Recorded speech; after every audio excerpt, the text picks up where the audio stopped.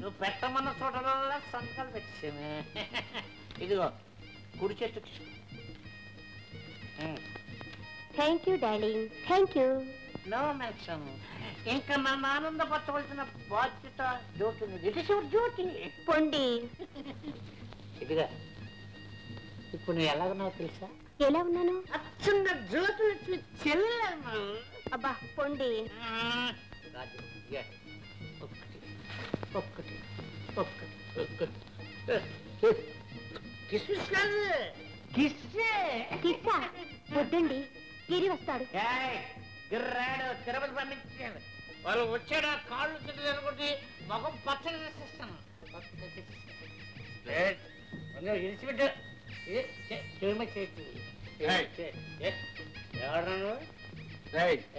ఏంట్రా నీ మొగుణ్ణి ముసలి పీనుగా కాళ్ళు చేతులు కొట్టి మొహం పచ్చడి చేస్తావా?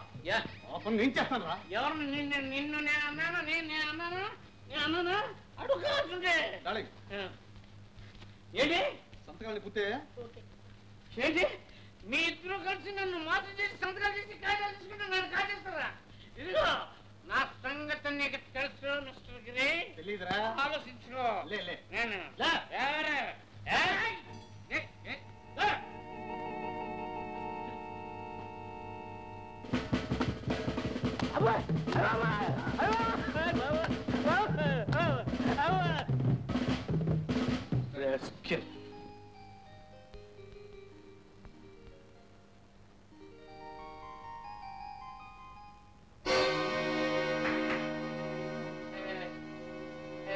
వీడి బయట లెక్కండి.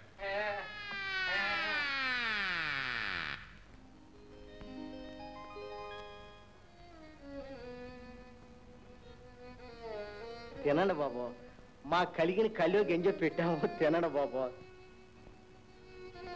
తినండి.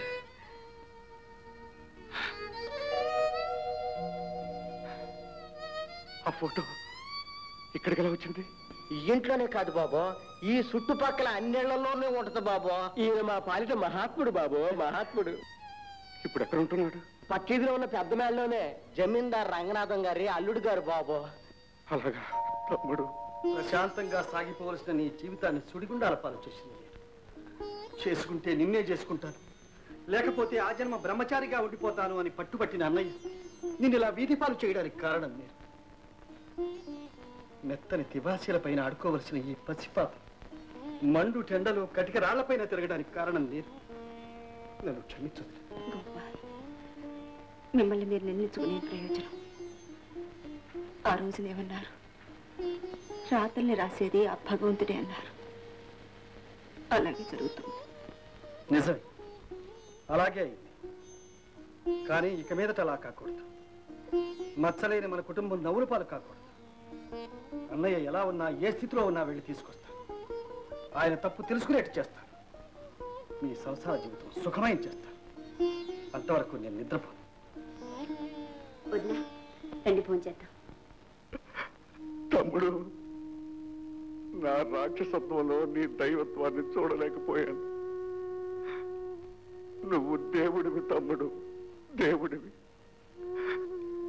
నన్ను క్షమించు తమ్ముడు, నన్ను క్షమించు.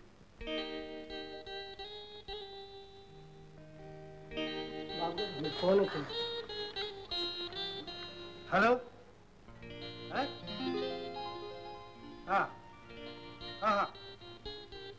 సరే ఇప్పుడే బయలుదేరుతాం.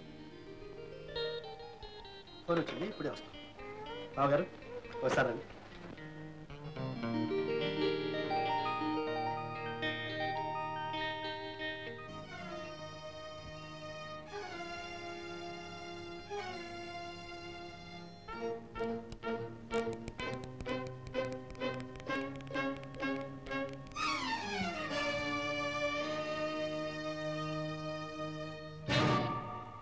నువ్వా? మళ్ళీ వచ్చావా? అవును, నిజంగానే వచ్చాను. కలలో రావడానికి నేనేమన్నా ప్రియున్నా, చాటుమాటు భర్తనే? ఇంత అర్ధరాత్రి వేళ ఎందుకు వచ్చావు? ఎందుకు వచ్చానో నీకు తెలుసు. ఇక రాత్రి అంటావా? పగలంతా నీ బ్రతుకు మరొక అడ్రస్లు ఉంటుంది కదా, అది చెరగొట్టడం ఎందుకు లేదు. అందుకని అర్ధరాత్రి వేళ దొంగలా వస్తావా? త్వరలా వెళ్తా. వెళ్ళు. ఇంకొక క్షణం ఇక్కడ ఉండడానికి వీలేదు.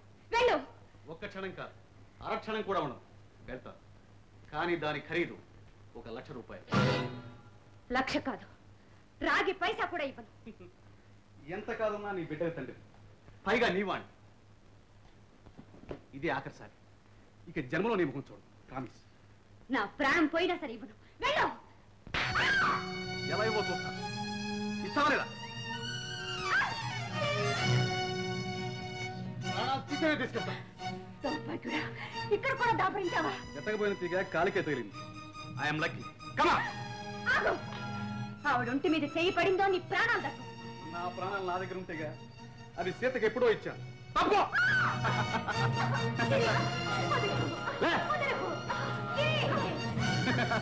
ఎక్కడికి పోతాయా?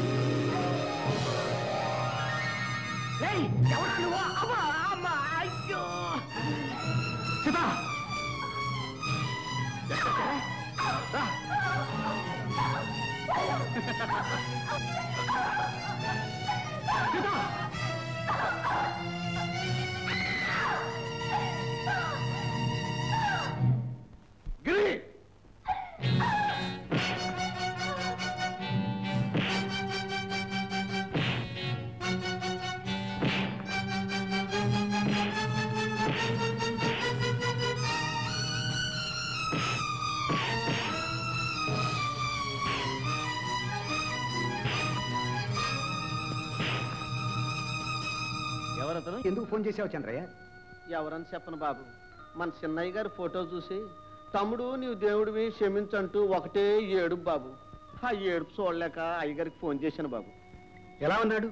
చూడడానికి గొప్పింటి బిడ్డలా ఉన్నాడు బాబు. అచ్చంగా అలాగే ఉన్నాడు బాబు.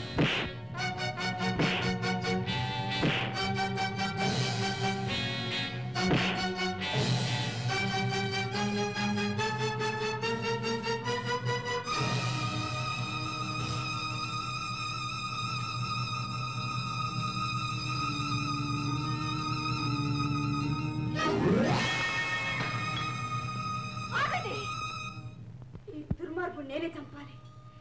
వీడి రక్తంతో నాకు ఏర్పడ్డ కళంకాన్ని కడుక్కోవాలి. అర్థలేని నా జీవితానికి పరమార్థాన్ని కలిగించుకోవాలి. వీడిని నేను చంపాలి. వీడెక్కించిన మత్తులో కళ్ళు మూసుకుపోయి తల్లిని కాటి కర్పించాను. దేవుడు లాంటి తమ్ముడిని దేశాల పాలు చేశాను. నిప్పు లాంటి నిన్ను నీచాతి నీచంగా నిందించి వెళ్ళగొట్టాను. మన ఈ స్థితికి కారణం వీడు. వీడి నెత్తురే నా పశ్చాత్తాపానికి గుర్తుగా ఉంటుంది. మీరెవ్వరూ చంపొద్దు. ఈ పాపిని నేనే చంపాలి. కనపడ్డ ఆడదానల్లా కాటేశాడు. మీ ఇల్లు గుల్ల చేసి మిమ్మల్ని విడదీసి చివరికి వదిన గారి శీలాన్ని బలి తీసుకోవాలని చూశాడు. ఈ నీచుడి వల్ల నా జీవితం ఏనాడో నాశనమైంది. ఇతని పాపాల్లో నాకు భాగం ఉంది. ఆ పాపానికి పరిహారంగా నా చేతులతో నేనే తప్పుతాను. నా చేతులతో నేనే తప్పుతాను. తమ్ముడు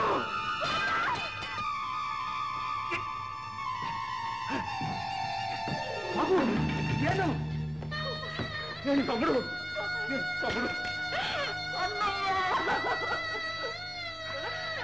తమ్ముడు ఈ నీచుడు ప్రాణాల కోసం నీ రక్తాన్ని తరబోతావా? అన్నయ్య, ఎవరిదైనా రక్తమేక. మీరు కోరింది రక్తమేక. ఎవరెవరి పాపాలు ఎలా క్షాళన చేసుకుంటారో నా రక్తంతో చేసుకోండి. కానీ ఒక్క మాట, చంపడం చావడం పాపానికి పరిహారము కాదు, సమస్యలకు పరిష్కారము కాదు. మరకల ఈ రక్తంతో మలినాన్ని కడగలేరు. గిరి, ఇదిగో ఇదిగో రివాల్వర్. చంపు. ఇందులో ఎవరిని చంపుతావో చంపు. నీ వలలో పడి నీ ప్రతిరూపాన్ని నవమాసాలు మోసి తన జీవితాన్ని సర్వనాశనం చేసుకున్న ఈ రాధన నీ కారణంగా తన భర్తకు దూరమై చావలేక బ్రతకలేక అజ్ఞాతవాసం గడుపుతున్న ఈ పవిత్ర బొట్టి నీ మాటలు విని తన జీవితాన్ని వల్లకాడు చేసుకున్న మా అన్నయ్య చంపు, ఎవరిని చంపుతావో చంపు. గిరి, ఒక్కసారి వెనక్కు తిరిగి చూడు.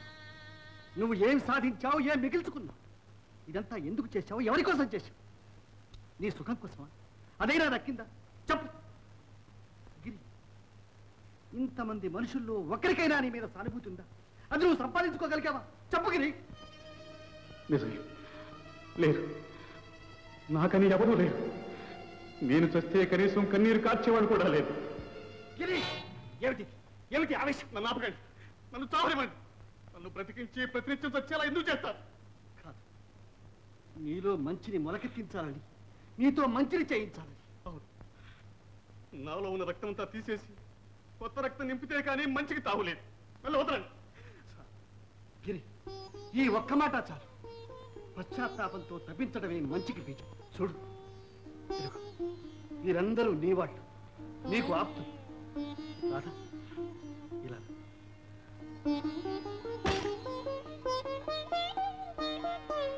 ఎంతో కాలం నుంచి దూరంగా ఉన్న ఈ చేతుల్ని కలపండి, కలిసి కళకళలాడుతూ జీవించండి. అన్నయ్య, అనుమానాలకు అపార్థాలకు చోటిస్తే దాని ఫలితం ఏమిటో మన జీవితాలే నిదర్శనం. ఇక మీదట ఈ పవిత్రమూర్తి కంట తడిపెట్టకూడదు. అందుకు నువ్వు అవకాశం ఇవ్వకూడదు. అదే నా కోరిక. అలాగే తమ్ముడు, అలాగే. చాలా సంతోషం బాబు. చీకట్లో అలమటించిన ఇన్ని జీవితాలని వెలుగులోకి తెచ్చావు. నీ జీవితం ధన్యమైంది బాబు. నావద, మనుషుల్లో మంచిని పెంచి మనిషి మనిషిగా జీవించడానికి చేసే ప్రయత్నంలో నేను కూడా ఒక అణువును కాగలిగితే నా జీవితం ధన్యమైనట్లు. ఇక నుంచి అదే నా లక్ష్యం, అదే నా ధ్యేయం.